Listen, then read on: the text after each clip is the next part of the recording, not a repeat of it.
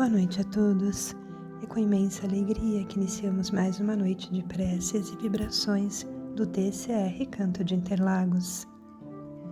Que a doce e serena paz do nosso Mestre Jesus nos envolva e, como é de costume, os convido a pegarem um copo ou garrafa com água para que sejam fluidificadas pela equipe espiritual, colocando o lenitivo, o remédio necessário para o restabelecimento do nosso corpo físico, mental, emocional e espiritual.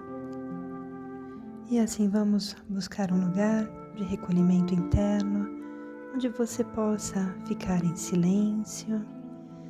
Vamos fechar os olhos para uma maior concentração, fazendo algumas respirações tranquilas e confiantes em Jesus, o nosso intermediário divino, e cheios de esperança no coração, vamos manifestar nossos desejos a Deus, o nosso Pai, que conhece as nossas necessidades, que providencia a solução para os mais angustiantes problemas.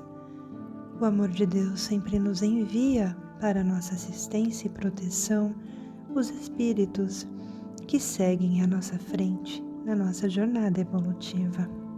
Agradecemos ao nosso Pai Criador por este momento tão importante em que nos reunimos para fazer a nossa prece. A prece é um momento em que nós nos ligamos, nos sintonizamos com o plano espiritual e ele se faz presente onde quer que nós estejamos. Pela prece nós renovamos as nossas energias espirituais. Quando nós nos sintonizamos com eles se fazem presentes. E quando nós estamos unidos em nome de Jesus, Ele também se faz presente efetivamente no nosso coração, na nossa mente, fazendo uma companhia amorosa para todos nós.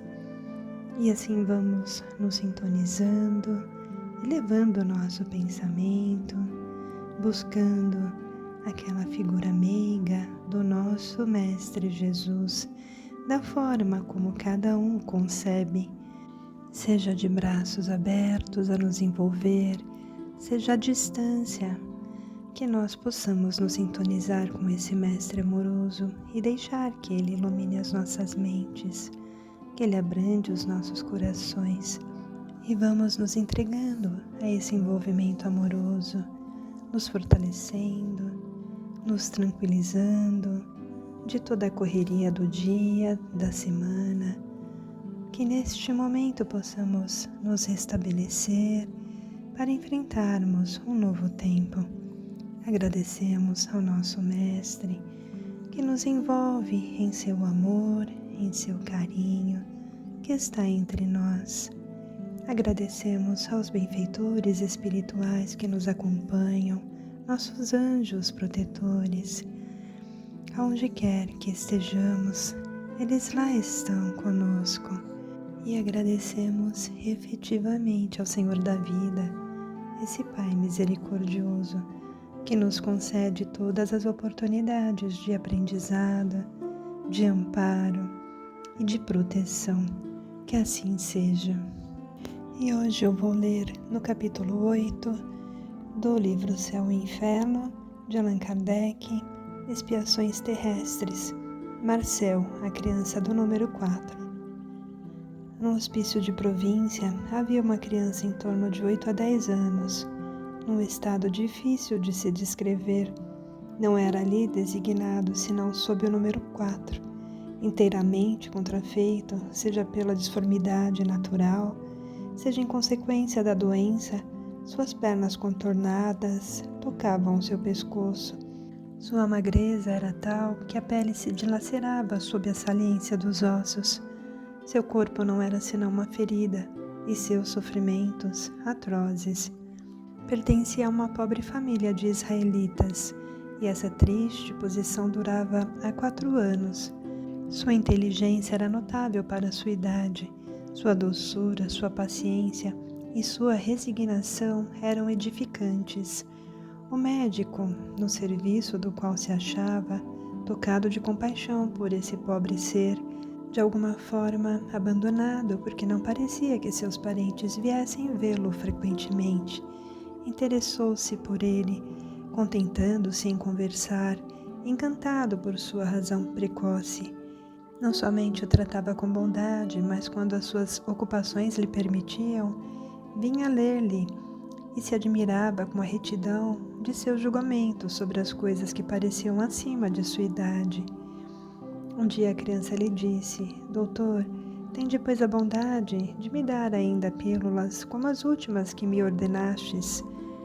E por que isso, minha criança? Disse o médico. Dei-te as suficientes e temo que uma quantidade maior te faça mal. É que, vede, replicou a criança, sofro de tal modo que me forço em me reprimir para não gritar e pedir a Deus conceder-me a força de não alterar os outros doentes que estão do meu lado. Frequentemente tenho dificuldades de me impedir isso. Essas pílulas me adormecem e durante esse tempo, pelo menos, não perturbo ninguém.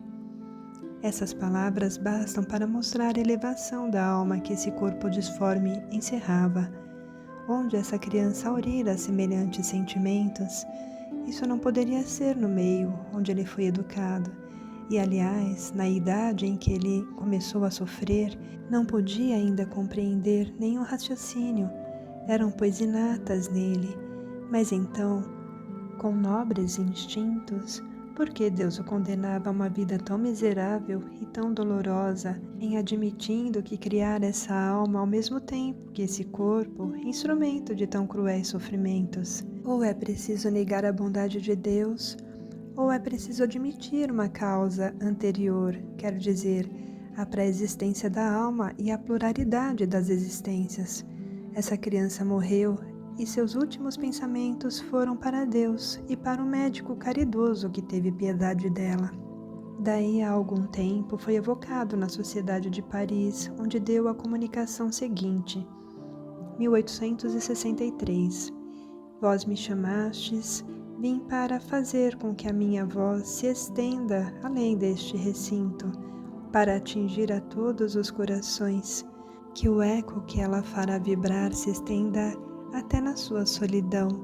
Lembrar-lhe-á que a agonia da terra prepara as alegrias do céu, e que o sofrimento não é senão a casca amarga de um fruto agradável, que dá a coragem e a resignação, que sobre o catre onde geme a miséria estão os enviados de Deus, cuja missão é ensinar à humanidade que não há dor que não possa suportar com a ajuda do Todo-Poderoso e dos bons espíritos. Dir-lhes há ainda para escutar os lamentos se misturando às preces e compreender-lhes a harmonia piedosa, tão diferentes dos acentos culpados, do lamento se misturando às blasfêmias. Um de vossos bons espíritos, grande apóstolo do Espiritismo, consentiu deixar-me este lugar esta noite. Ele estava se referindo a Santo Agostinho, que se comunicava habitualmente com o médium na Sociedade Espírita. E ele continua: também devo dizer-vos a meu turno algumas palavras do progresso de vossa doutrina. Ela deve ajudar em sua missão aqueles que se encarnam entre vós para aprenderem a sofrer. O Espiritismo será o esteio indicador, terão o exemplo e a voz. Será então que os lamentos serão mudados em exclamações de contentamento e em pranto de alegria. Pergunta: parece, segundo o que acabais de dizer, que os vossos sofrimentos não eram a expiação de faltas anteriores? Resposta: eles não eram uma expiação direta, mas estejais seguros de que toda dor tem a sua causa justa. Aquele que conhecestes tão miserável foi belo, grande, rico e adorado. Eu tinha lisonjeadores e cortesãos. Eu era vão e orgulhoso. Outrora fui bem ocupado, reneguei Deus e fiz o mal ao meu próximo, mas eu expiei cruelmente, primeiro no mundo dos espíritos e em seguida sobre a terra. Isso que suportei somente durante alguns anos nesta última e muito curta existência, sofri durante uma vida inteira até a extrema velhice. Por meu arrependimento, entrei em graça diante do Senhor, que se dignou confiar-me várias missões, cuja última vos é conhecida. Solicitei-lhe para arrematar a minha depuração. Adeus, meus amigos, retornarei algumas vezes entre vós. Minha missão é de consolar e não de instruir, mas há tantos aqui cujas feridas estão ocultas que estarão contentes com a minha vinda. Marcel. Instrução do guia do médium. Pobre pequeno ser sofredor, raquítico, ulceroso e disforme, quantos gemidos fazia ouvir nesse asilo de miséria e de lágrimas, e malgrado a sua tenra idade, como era resignado, e como a sua alma já compreendia o objetivo dos sofrimentos. Sentia bem que, além do túmulo, esperava-o a recompensa por tantos lamentos abafados. Também como ele orava por aqueles que não tinham, como ele, a coragem de suportar os seus males, para aqueles, sobretudo, que lançavam ao céu blasfêmias em lugar de preces. Se a agonia foi longa, a hora da morte não foi terrível. Os membros convulsionados se torciam sem dúvida e mostravam aos assistentes um corpo deformado se revoltando contra a morte. A lei da carne que quer viver apesar de tudo. Mas um anjo planava acima do leito do moribundo, cicatrizando seu coração. Depois tomou sobre as suas asas brancas essa alma tão bela que se escapava desse corpo informe, pronunciando estas palavras: glória vos seja dada, ó meu Deus. E essa alma subiu para o Todo-Poderoso. Feliz, ela exclamou: eis-me, Senhor, me destes por missão ensinar a sofrer, suportei dignamente a prova. E agora o espírito da pobre criança retomou as suas proporções, e ele plana no espaço, indo do fraco ao pequeno, dizendo a todos: esperança e coragem, liberto de toda matéria e de toda mancha, está ali junto de vós, vos fala, não mais como a voz sofredora e lamentosa, mas com um varonil acento. Ele vos disse: aqueles que me viram olharam para a criança que não murmurava, auriram a calma para os seus males, e os seus corações se fortaleceram na doce confiança em Deus. Eis o objetivo da minha curta passagem sobre a terra. Santo Agostinho. Fé e equilíbrio em todas as direções.